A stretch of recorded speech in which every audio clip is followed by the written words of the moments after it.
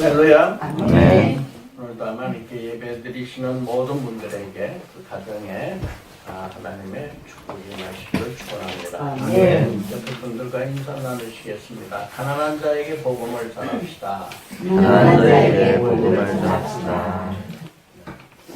오늘의 제목입니다. 꼭 기억을 하시고 주보 뒤에 있는 칼럼도 여러분들 혹시 못 보신 분들은 나중에 우리 홈페이지에 보시면은 홈페이지에 칼럼란이 있으니까 거기에서 한 번씩 읽어보시면 좋겠어요.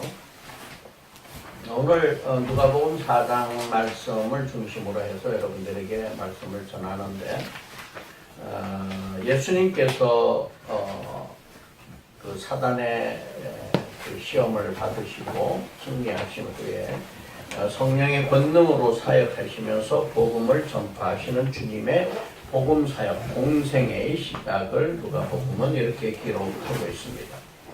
이 공생애는 희년의 선포다 이렇게 얘기하죠.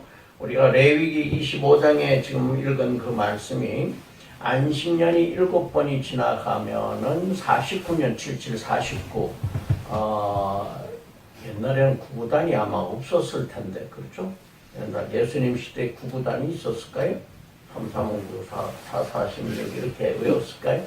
77, 49, 49년이 지난 뒤에 그 다음 해가 되면 50년이 되니 50년째 될 때 7월 10일 날이 되면은 수량의 뿔로 만든 나팔을 불어서 희년을 선포하고 종됐던 사람들에게 자유함을 주게 되고 종됐던 사람들을 모두 다 자유인으로 돌려주게 됩니다. 그리고 토지를 회복하게 하는, 다시 얘기해서 가난해서 팔았던 토지를, 뺏겼던 토지를 다 내 소유로 다시 되돌려받는 희년을 선포하게 되는 것입니다. 예수님께서 이 땅에 오신 것은 바로 이 희년의 선포입니다.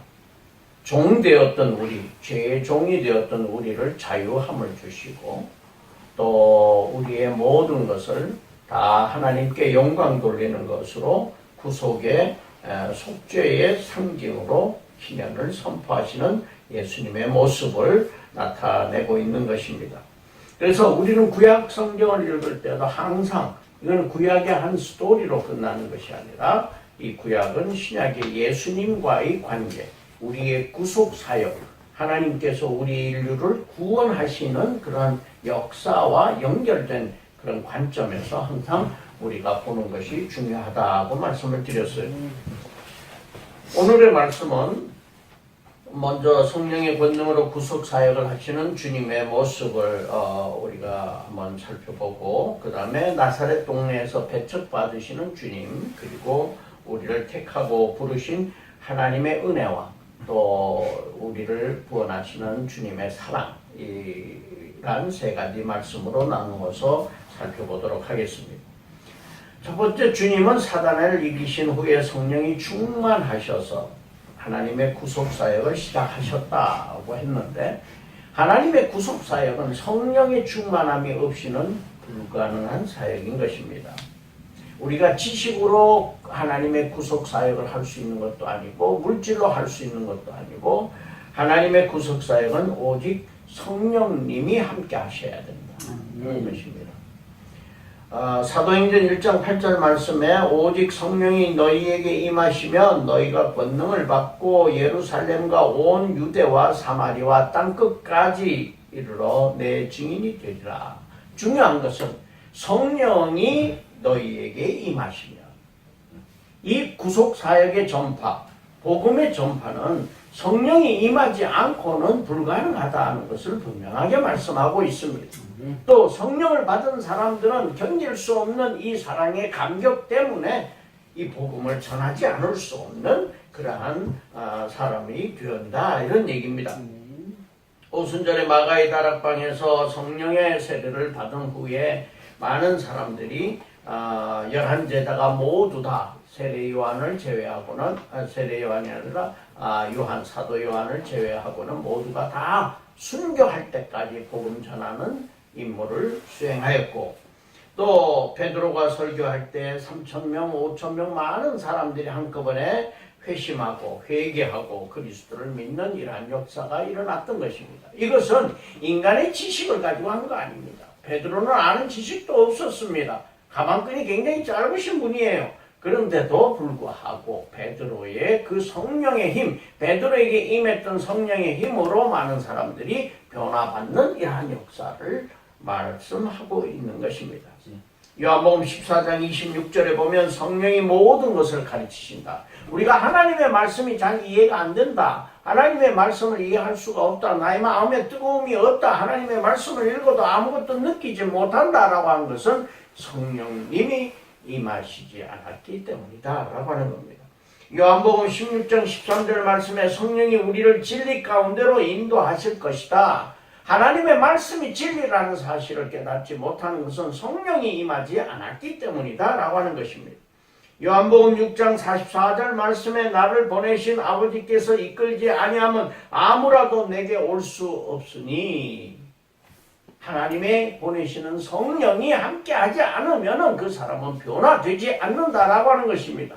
그러면 우리는 어떻게 하면 성령을 받을 수 있느냐? 성령님은 차별하시는 분이 아닙니다. 누구를 차별해서 누구에게는 나타나시고 누구에게는 안 나타나시는 분이 아닙니다.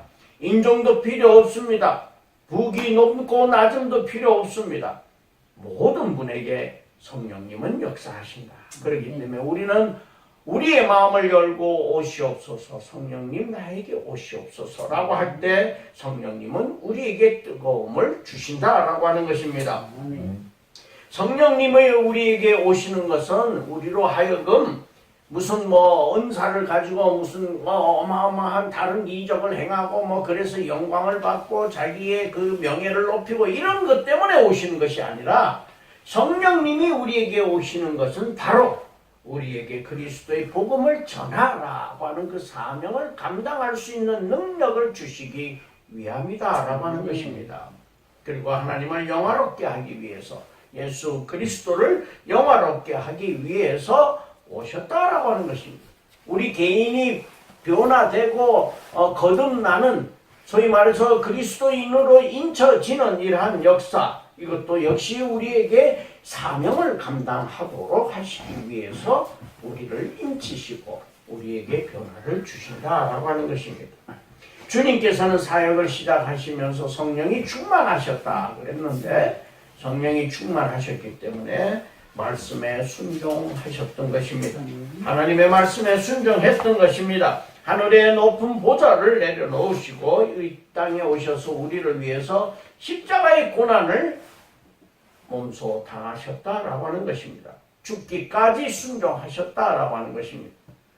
두 번째는 주님은 겸손한 삶을 사셨습니다. 성령이 충만하신 가운데 제자들의 발을 씻기시고 종의 멍에를 매시고 모든 사람들을 섬기시는 그러한 종의 겸손한 삶을 사셨다라고 하는 것입니다. 성령이 충만하신 주님은 또 성령의 열매를 맺으셨다라고 하는 것입니다. 갈라디아서 5장 22절 23절 말씀에 보면은 오직 성령의 열매는 사랑과 희락과 화평과 오래 참음과 자비와 양선과 충성과 온유와 절제다라고 하는 것입니다. 이러한 열매를 주님은 성령이 충만한 가운데 공생의 기간 동안에 모두 다 열매 맺으셨다라고 하는 것입니다. 우리에게도 성령의 충만하심을 우리 모두 다 간구하시고 성령 받으셔서 또 성령의 힘으로 성령의 열매를 맺으시고 살아가는 삶을 살고 복음을 전파하는 사명 감당하시는 모든 분들 되시기를 축원합니다. 두 번째는 예수님께서 이 공생애를 시작하는 기록을 누가복음은 이제 나사렛에서부터 기록을 하였는데, 사실은 나사렛에서 처음 시작하신 게 아니라 그 외에 유대 지역에 가서 복음 전하는 사역을 많이 하셨습니다. 마태복음과 다른, 마태복음, 마가복음과 다른 이유는 바로 그 나사렛에서부터 시작한 것을 누가는 중점적으로 기록을 한 겁니다. 왜냐하면은 이 가난한 자에게 복음을 전파하기 위해서 오셨다라고 하는 것을 강조하고 드러내기 위해서 나사렛에서부터 예수님 복음이 시작되신 걸로 이렇게 기록이 되어 있으면서도, 그러나 누가복음 4장 14절에서 16절 말씀에 이미 예수님께서 다른 지역에 복음 전파를 하시면서 이적과 기적을 행하신 많은 일들 때문에 소문이 파다하게, 온 유대 땅에 소문이 파다하게 있었고, 나사렛, 예수님께서 태어나신 곳은 베들레헴이지만은 자라신 곳은 나사렛인데, 이 나사렛에서 30년 동안 자라시는 동안에 많은 사람들이 예수 그리스도를 알고 있었지만은 예수님의 공생애를 다른 데서 시작하시면서 보여주신 그러한 그리스도의 모습, 메시아의 모습을 이미 소문을 들어서 알고 있었다라고 하는 것입니다. 회당에서 예수님께서는 이 나사렛 회당에 가서 가르치시기 시작을 했습니다. 회당은 제사를 드리는 그러한 성전이 아니고, 회당은 제사장이 아닌 서기관 같은 그런 지식층들이 기도와 율법을 가르친 곳입니다. 그래서 이거는 아마도 바벨론 포로 시절에, 우리가 다니엘서를 지난번에 쭉 우리가 봤습니다마는 바벨론 포로 시절에 하나님을 경외하는 마음을 갖기 위해서 만들었던 회당부터 시작되었던 그런 역사를 갖고 있는 걸로 추정이 됩니다. 사도 바울도 회당을 중심으로 해서 복음을 전파했습니다. 이 회당에 가서 가르치셨는데, 유대인들은 기대하기는 메시아가 오셨다라고 하니까 아마도 이제는 우리가 나라가 독립이 될 것이고, 또 정치적으로 강력한 그런 군사적으로 경제적으로 이러한 국가가 될 수 있을 것이다 하는 기대를 가지고 있었고, 그러한 것을 기대하였습니다. 그러나 메시아가 오신 예수 그리스도는 그들의 기대와는 다른 복음을 전파하였고, 유대인들의 오만과 또 올바르지 않은 신앙을 비판하고 회개하라고 그들을 깨우쳤고, 그러다 보니까 그들은 예수 그리스도를 배척하였던 것입니다. 예수님께서는 이제 회당을 떠나서 들과 산에 나오셔가지고 많은 사람들에게 복음을 전파하시게 됩니다. 가버나움에서 이미 사역하신 것을 잘 아는 종교 지도자들이 예수 그리스도에게 회당에서 복음을 전파하도록 그렇게 기회를 줍니다. 예수님께서 오신 의미를 가난한 자에게 복음 전파함을 강조하기 위해서 예수님께서는 이사야서 성경 말씀을 인용하시게 됩니다. 그럴 때 요한복음 1장 46절 말씀에 보면 예수님의 제자 중 하나인 나다니엘에게 빌립이 예수님을 만나러 가자라고 이야기합니다. 그랬더니 이 나다나엘이, 이 제자인 사도 나다나엘이 얘기합니다. 아니, 나사렛에서 무슨 선한 것이 나올 것인가 라고 얘기합니다. 다시 얘기하면 나사렛이라고 하는 동네는 형편없는 동네다. 깡촌 중에 깡촌인데 그런 곳에서 무슨 메시아가 나온다는 거냐, 말도 안 되는 소리다 라고 비난을 합니다. 이 나사렛은 갈릴리 지방의 위치적으로 볼 때는 중심 지역에 있습니다. 그래서 갈릴리 호수에서 남서쪽 24km, 지중해에서 동쪽으로 약 32km, 해발 433m나 되는 높은 곳에 위치한 동네였습니다. 예수님께서는 여기에서 약 30세까지 이제 자라나셨습니다. 목수일을 하셨습니다. 당시의 인구는 한 3,000명 정도 되었다고 그럽니다. 지금은 수만 명의 인구를 가지고 있고, 지금 그 도시에 가면은 아마 성지 순례를 다녀오신 분들은 가보신 기억이 있으리라고 생각이 됩니다만은, 그곳이 황제에 의해서 성소로 지정이 되었고, 이게 예수님 이후에 약 320년 정도에 지정이 되었습니다. 그리고 거기에 보면 처녀 마리아의 샘, 수태고지 기념교회, 그 다음에 헬라 성교회, 요셉의 집, 베드로의 집 등의 그러한 유적들이 남아 있습니다. 주님의 고향이 이런 시골 마을이었던 것은 일반 사람들이 생각할 때는 메시아가 오신다, 예수 그리스도가 오신다, 세상을 구원할 예수가 오신다 그러면은 어마무시한 큰 도시에서, 어마무시한 큰 집에서 오시는 것이 마땅하리라고 생각이 될 겁니다만은, 그러나 일반적인 이러한 사람들의 기준과 그러한 개념과는 다르게 하나님께서는 이 나사렛 아주 작은 동네에 예수님이 머물게 하셨고 그곳에서 준비하게 하셨던 것입니다. 작고 보잘것없는 것도 사용하시는 하나님의 뜻이 여기 달려 있습니다. 가난한 자에게 복음을 전파하라고 하는 그러한 말씀이 바로 이 말씀과 상통하는 것입니다. 예수님에게 요한복음에 보면은 형제들도 얘기합니다. 아니 우리 이런 동네 총동네에 있지 말고 좀 큰 데 가가지고 예루살렘에 가서 기적도 보이고 사람들에게 명성도 얻고 사람들이 지지도 받고 하면은 뭐 정치적으로 굉장한 파워도 가지게 될 것이고 나라를 독립하는 데 도움이 될 것이고 그런데 왜 이 촌동네에 있느냐라고 예수님에게 이야기합니다. 예수님께서 오신 것은 낮고 천한 곳 그런 사람들 많은 그런 사람들 버림받은 사람들 소외된 사람들에게 희망을 주시기 위한 것입니다. 그것이 뭐냐? 아름다운 복음이라고 하는 것입니다. 예수님이 오셨음에도 불구하고 나사렛 예수님이 메시아임에도 불구하고 나사렛 사람들은 홀대하게 됩니다.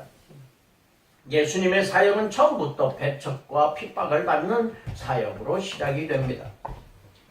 속담에 그런 말이 이스라엘 속담에 그런 말이 있었습니다. 이사야, 의사야, 너 자신을 고쳐라. 그러니까 남의 병 고치지 말고 너부터 고쳐라, 너부터 건강해라 하는 그런 얘기죠. 이런 말을 하면서 예수님을 홀대하는 거죠. 우리 주변에 있는 귀하고 선한 것들을 우리는 깨달아야 합니다. 예수님께서 오심을 보지 못했던 그러한 나사렛 사람들의 불행을 갖지 말고 우리는 우리 주변에 있는 사람들을 귀하게 여겨야 됩니다. 우리 교회에 한 사람 한 분 모두가 다 귀한 분이십니다. 우리 전도사님, 강도사님, 장로님, 권사님들, 집사님들, 우리 교우들 모든 사람들이 다 한 사람 한 사람 정말 귀하신 분들입니다. 옆에 분들 한번 옆에 분들 한번 쳐다보세요. 쳐다보시면서 당신은 참 귀하십니다. 감사합니다. 우리말에 그런 말 있죠. 있을 때 잘해. 떠나고 나면 아쉬워하지 말고 여러분들 옆에 분들 귀하신 줄 알고 잘 섬기시는 우리 교회 되시기를 바랍니다. 예수님께서 말씀하시기를 내가 진실로 너희에게 이르노니 라고 말씀하십니다. 이때 진실로라는 건 아멘이라는 뜻입니다. 우리가 아멘 기도 후에도 아멘 하는데 그 뜻은 무엇이냐 하면은 진실로라는 뜻입니다. 그렇게 될지어다 라고 하는 의미가 있습니다. 그래서 우리가 기도 후에 아멘, 아마도 뜻을 모르고 이때까지 아멘 하신 분 계실 거예요. 근데 그 아멘은 진실로 정말 그렇게 되기를 동의합니다. 공감합니다. 라고 하는 의미가 있음을 우리는 이제부터 좀 생각하시기 바랍니다. 선지자가 고향에서는 환영받는 자가 없느니라. 왜냐하면 편견과 교만 때문인 것입니다. 권력을 가진 사람, 소위 출세한 사람들이 시골 마을에 나타나면은 얼마나 참 환영합니까? 프랜카드 어마어마하게 걸죠, 사람들이. 그래서 누구 아들 몇 대 손, 사법고시 합격, 누구 몇 대 손, 공무원 합격, 누구 아들 어디에 취업했다, 등등. 온갖 조그만한 일이라도 세상에 말하는 소위 출세의 길로 갔다라고 할 때는 프랜카드들이 내어 걸리는데 선지자가 왔다 할 때 아무도 당기는 사람이 없다는 것입니다. 예수님께서 하신 말씀은 누구나 다 고향에서 배척받는 것이 아니라 선지자는 배척을 받는다라고 하는 겁니다. 왜냐하면 그들에게 회개하고 돌아오라고 말씀하시기 때문에 그런 일을 당하게 되는 것입니다. 그러나 귀신도 예수님을 알아봅니다. 이 나사렛 사람들은 예수님을 몰랐지만은 귀신은 예수님을 알아보았습니다. 왜냐하면 영적으로 통했기 때문에 알아본 것입니다.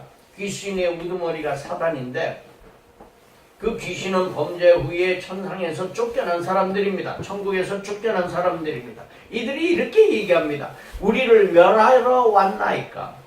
우리가 당신과 무슨 상관이 있습니까? 왜 나를 방해하십니까? 라는 말로 합니다.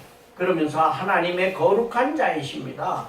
예수님이 누구이신지 메시아인 것을 예수 그리스도를 통하여서 십자가 고난을 통하여서 전 세계 인류가 구원받는다라고 하는 사실을 귀신들은 알았던 것입니다. 그래서 우리의 일을 왜 방해하려고 합니까? 라고 이야기하고 있습니다. 그러나 인간들은 자기의 편견과 아집, 선입견, 교만 이런 걸로 하나님을 바라보지 못하는 것입니다. 아버지를 무서워하던 아이가 자라나서 하나님 아버지를 사랑의 아버지로 인식하기에는 대단히 어려움이 있습니다. 왜냐하면 그러한 트라우마와 편견에 사로잡히게 되었기 때문인 것입니다. 그래서 눈이 어두워서 그런 트라우마와 편견에 의해서 눈이 어두워져서 주님을 바라보지 못하는 것입니다. 교회에서 다른 사람들에게 상처받고 받은 그러한 트라우마가 있는 사람들로 인해서 그런 사람들은 하나님을 멀리하는 것은 인간들을 보고 교회에 나오기 때문인 것입니다. 우리는 인간에 의해서 받은 상처는 잊어버리고 하나님만 바라보시기 바랍니다. 주님만 바라보시기 바랍니다. 그럴 때 주님이 우리의 마음을 씻어 주실 것입니다. 이 마귀들은, 이 귀신들은 예수님이 누구인지 알았는데 그러나 예수가 누구인지 안다는 것이 곧 믿음이거나 신앙인 것은 아닌 것입니다. 그게 중요한 것이 아닙니다. 안다는 것 자체가 중요한 것이 아니라 알므로 인해서 깨닫고 주님을 중심에 모시고 살아가는 삶이 되어야 한다는 것입니다. 예수를 아는 기독교인들 대단히 많습니다. 우리나라 인구의 4분의 1이 기독교인이라고 자처하고 있습니다. 이름은 기독교인입니다. 물어보면 예수가 누구냐? 하나님의 아들이여 그리스도이시다라고 다 고백을 할 줄 알 것입니다. 그러나 참으로 주님을 나의 구주로 믿고 십자가의 길, 고난의 길을 택하고 따르는 자는 그리 많지 않습니다. 귀신들이 예수가 누구인지 알지만은 그들은 이미 타락해버렸고 이미 하나님을 떠난 자들인 것입니다. 우리는 하나님을 또 주님을 안다는 차원을 넘어서서 신뢰하고 사랑하는 차원으로 나아가야 거듭난 믿음이 되고 참된 크리스찬이 된다라고 하는 것입니다. 주님은 이 홀대하는 유대인들을 제외하고 이방인들에게 하나님의 은혜가 넘치실 거라고 하는 것을 말씀하고 있습니다. 중요한 것은 주님의 복음이 전파되는 것에 중요한 것은 인종이나 빈부의 귀천이 아니라 하나님의 계심을 믿는 사실 자체입니다.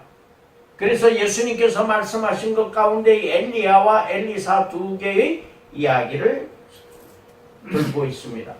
엘리야의 이야기는 열왕기상 17장 1절에서 24절 말씀인데 이거는 북이스라엘을 배경으로 한 겁니다. 이스라엘이 남유다와 북이스라엘로 갈라져 있었는데 이 북이스라엘에 지금의 레바논 땅인 레바논 시돈이라고 하는 곳에 공주가 있었습니다. 이 공주의 이방 여인인 이세벨이라고 하는 이 공주가 아합 왕과 이 북이스라엘의 아합 왕과 결혼을 합니다.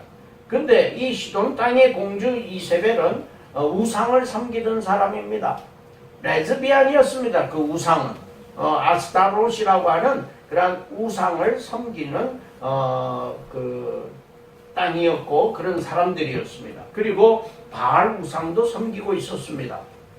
그래서 와가지고 이세벨이 결혼을 하고 아합 왕과 결혼한 다음에 이 이스라엘 땅에 북이스라엘 땅에다가 바로 이러한 혼음을 전파하게 됩니다. 그래서 바알과 아세라 제사장들을 다 이제 정식으로 임명을 하고 하나님이 보내신 제사장들을 다 죽여버리게 됩니다. 이럴 때 하나님은 엘리야를 통해서 기적을 보여주시면서 하나님이 살아계심을 믿게 하려고 하십니다. 아합 왕에게 수년간 3년 반이라고 기록이 되어 있습니다. 비와 이슬이 오지 않게 하시는 분이 하나님이시라고 하는 것을 깨닫게 하기 위해서 가뭄을 시작하십니다. 엘리야는 요단강강 그리 시냇가에서 숨어서 시냇물을 먹으면서 까마귀가 가져다 주는 그 음식을 먹고 숨어 있었습니다. 그런데 이 가뭄이 오래 지속되니까 시냇물이 이제 흐르지 않게 되니까 뭐 먹을 게 없었습니다. 그러다 보니까 하나님이 시돈에 속한 사르밧, 지금은 신약에는 사렙다라고 번역이 되어 있는데 이곳에 있는 한 과부에게 가라. 그 과부가 과부에게 먹을 것을 달라고 하라고 말씀을 하십니다. 그래서 이 엘리야는 그 과부를 찾아서 가서 이제 먹을 것을 달라고 했습니다. 그랬더니 이 과부가 하는 말이 내가 가진 것은 곡식 한 움큼하고 그 다음에 기름 몇 방울이 있는데 이걸 이제는 굶고 먹을 것이 없어서 굶고 견디고 참다가 마지막에 이제 아들하고 이를 먹고 마지막으로 이거 먹고 이제 죽으려고 마지막으로 먹으려고 놔뒀던 것이다 라고 얘기합니다. 그럴 때 이 엘리야가 얘기합니다. 그것을 나에게 만들어서 주면은 그 통에 가루가 없어지지 않을 것이요 기름이 마르지 아니할 것이다. 그러면서 이야기합니다. 그럴 때 이 과부, 이름도 밝혀지지 않는 이 과부는 믿음을 가졌습니다. 아, 하나님이 계시다니 하나님께서 해주시겠구나 라고 하는 굳건한 믿음을 가지고 그걸로 음식을 만들어서 이 엘리야 선지자에게 대접을 합니다. 3년 반 동안 이 곡식이 끊어지지 않고 기름이 마르지 않는 그런 기적이 일어났던 것입니다. 이것은 예수님께서 나중에 오셔서 들에서 광야에서 사람들에게 오병이어의 기적을 베푸시게 되는데 그 기적의 예표인 것입니다. 또한 이방인도 믿음으로 인해서 구원받는다라고 하는 것을 이미 열왕기상에 말씀하고 있는 것입니다. 열왕기하 5장 1절에서 19절 말씀에 엘리사의 이야기를 예를 들으셨는데 여기는 나만 장군이라고 하는 사람이 있었습니다. 이 엘리사는 보리떡 20개로 100명을 먹이는 기적을 또 행했던 사람입니다. 그래서 오병이어의 기적은 예수님이 처음 행하신 것이 아니라 구약시대에 이미 예수님께서 행하시는 오병이어의 기적을 예표로 보여주시고 있었던 것입니다. 그런데 이스라엘의 원수 국가인 아람이라고 하는 국가가 북쪽 지역에 있었는데 북이스라엘의 아람이라는 국가가 북쪽에 있으면서 이 북이스라엘을 엄청나게 괴롭혔습니다. 근데 이 원수 국가의 군대 장관인 나아만이라는 사람이 문둥병이 걸렸습니다. 이 문둥병이 걸렸을 때 북이스라엘의 포로로 잡혀왔던 유대 여자 종이 나아만 장군의 아내에게 이야기합니다. 사마리아에 계신 선지자에게 가면은 고칠 수 있을 텐데요 라고 얘기합니다. 이 이야기를 듣고 나아만이 이제 왕에게 자기네 나라 암 왕에게 이야기합니다. 이 병을 고칠 수 있도록 나를 좀 보내주십시오 라고 하니까 아람 왕이 친서를 써줍니다. 북이스라엘 왕에게 편지를 보내줍니다. 요즘 뭐 친서 써서 보내는 사람들 많더라고요. 친서를 써서 보냅니다. 그랬더니 이 북이스라엘 왕이 이 친서를 받고는 옷을 다 찢어버립니다. 화가 났다는 얘기죠. 엄청나게 막 분해가지고 찢습니다. 왜냐하면 나을 수도 없는 문둥병을 낫게 해달라고, 너희 나라에 있는 사람이 낫게 할 수 있다고 하니 낫게 해달라고 친서를 써서 보냈으니 이거를 어떻게 하느냐. 도대체 나을 수 없는 병인데 누가 낫게 하겠는가. 자, 낫게 하지 못하면은 내가 친서를 보냈는데도 너 낫게 못했으니까 너 나라 쳐들어간다. 이제 쳐들어오기 위해서 구실을 잡기 위한 이러한 것이다 라고 생각하니까 막 너무 분해가지고 이스라엘 왕이 그냥 막 그 옷을 찢고 그렇게 했습니다. 그럴 때 그 소문을 듣고 엘리사가 얘기합니다. 저에게 보내십시오. 엘리사를 찾아옵니다. 이 나아만이 찾아왔을 때 엘리사는 문 밖에 나오지도 않습니다. 그래도 적군의 아주 최고의 군대 장관, 어마무시한 그런 장관인데 이 장관이 찾아왔어요. 찾아와가지고 문을 그 찾아와 가지고 그 군대 장관이 그 문둥병을 고치기 위해서 참 그 여러 가지로 참 마음을 졸이면서 와가지고 이제 들어옵니다. 와서 문을 두드리면서 병을 고쳐달라고 얘기하는데, 그때 이 고쳐달라고 얘기할 때 이 엘리사는 문 밖에 나가보지도 않습니다. 그러면서 하는 얘기가 요단강에 가가지고 7번을 씻어라 하고 얘기합니다. 요단강에 가서 7번 씻어라. 그러면 깨끗해질 거라고 얘기합니다. 그랬더니 이 나아만 장군이 생각할 때 이건 있을 수가 없다. 내가 일국의 장관인데, 군대 장관인데 내가 찾아왔는데 내다보지도 않고 요단강가에 가서 씻으라고 화가 잔뜩 났습니다. 그래가지고 분개하면서 돌아갑니다. 그러면서 이 아람 이 군대 장관이 있던 지역에는 다메섹 지역에 가까운 곳인데, 다메섹에도 강이 있습니다. 이 강에 가면은 오히려 더 나을 것이다. 강은 우리 그 다메섹 강이 더 깨끗하다 라고 하는 그런 생각을 가지면서 다메섹 강이 더 깨끗하다. 거기서 씻으면 더 나을 텐데 라고 얘기를 하게 됩니다.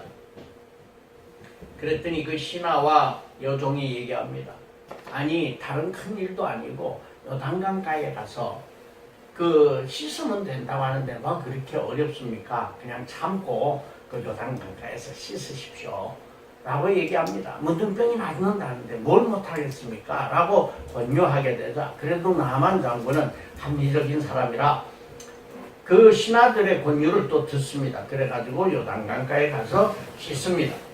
그러면서 엘리사의 능력이 있다고 하는 것을 인정하고 하나님이 계심을 인정하면서 씻고 났더니 7번 씻었더니 나음을 입었다라고 하는 겁니다. 엘리사의 능력을 인정하고 하나님의 은혜가 계심을 인정하고 하나님의 보내신 선지자임을 인정하고 그는 요단강가에 가서 씻었더니 나았다. 이것은 예수님께서 문둥병을 고쳐주셨던 그러한 모습의 예표로 나오는 것입니다. 미리 보여주신 것입니다.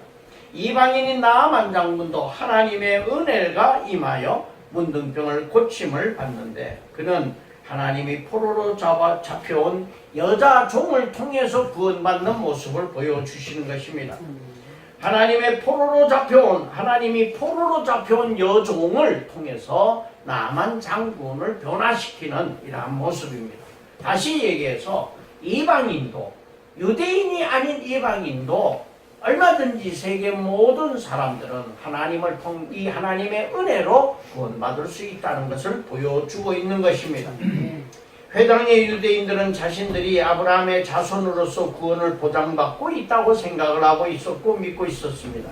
근데 예수님이 이방인들보다 못한 사람들로 여기게 됩니다. 그 말씀의 내용은 나만 장군이나 아니면은 이 엘리야의 이야기를 보면은 과부, 이름도 없는 과부예나 또는 나만 장군, 이방인이 적군인 나만 장군에 보다 더 못한 유대인으로 평가를 받았다라고 하는데 분개하여서 그들은 예수님을 죽이려고 합니다.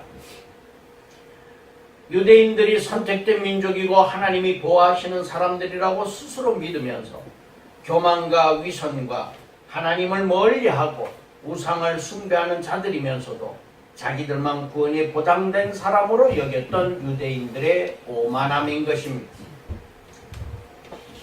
낭떠러지에 떨어뜨려 죽이려고 했던 것입니다. 그러나 차별과 편견이 없이 하나님 나라의 복음을 전하시는 주님의 모습을 보게 됩니다. 세 번째는 하나님이 택하시고 부르신 자들을 사랑하시며 치유하시는 하나님인 것입니다. 예수님께서는 이사야서 6장 1절에서 3절 말씀을 통하여서 우리가 기름 부음을 받은 것은 복음을 전파하라는 사명을 받은 것이다 라고 말씀을 하시게 됩니다. 그 이 복음이 무엇인가? 아름다운 소식인데, 아름다운 소식은 무엇이 아름다운 소식인가? 치유와 자유와 노임과 위로와 기쁨과 찬송인 것입니다. 고통과 아픔과 죄의 종이 되는 것, 그리고 슬픔과 근심은 떠나가고 하나님의 영광을 나타내실 것임을 선포하셨던 것입니다. 예수님이 나사렛 땅에 오신 것은 예수님이 유대 땅에 오신 것은, 예수님이 이 세상에 오신 것은 바로 이런 희년, 모든 자유함을, 모든 사람들이 자유함을 얻게 하기 위함이다 라고 하는 것입니다. 예수님께서 말씀하셨습니다. 이사야서 61장 말씀을 예를 들면서 가난한 자에게 복음을 전파하라. 이 가난한 자라고 하는 것은 방금 우리가 구약 성서에서 본 엘리야와 엘리사의 이야기일 뿐만 아니라 모든 이방인들을 다 포함하고 있는 것입니다. 누구나 다 포함이 되는 것입니다.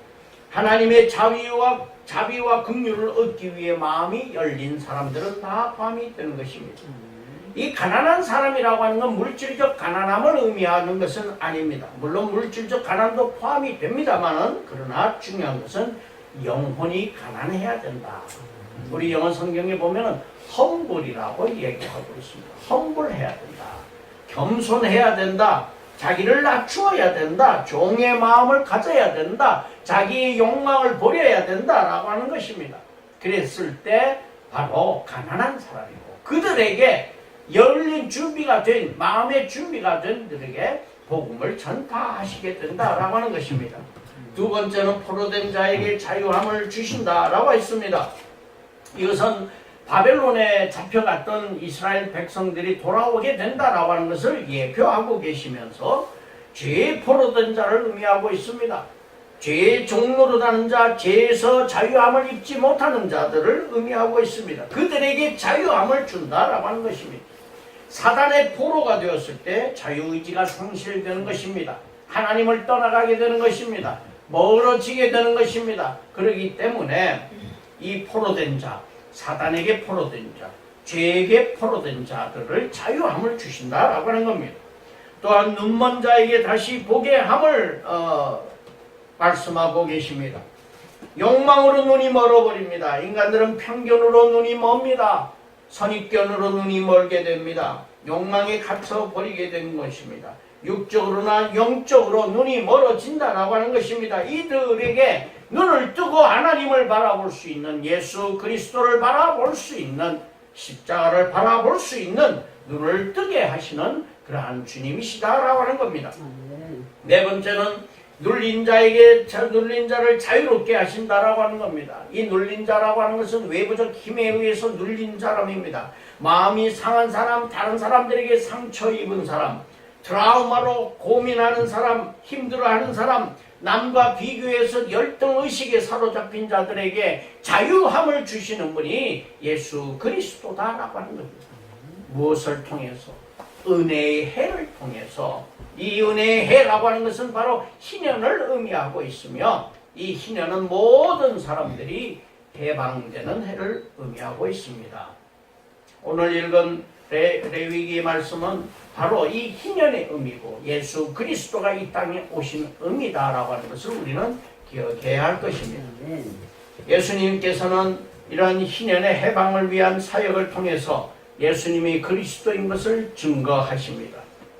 가르치심을 통해서, 그리고 또 병든 자들을 고치시고 귀신 들린 자들의 귀신을 쫓아내시고, 그러면서 예수님께서는 그리스도이심을, 바로 이 가난한 자들에게 복음 전파하시는 메시아이심을 증거하고 계신 것입니다.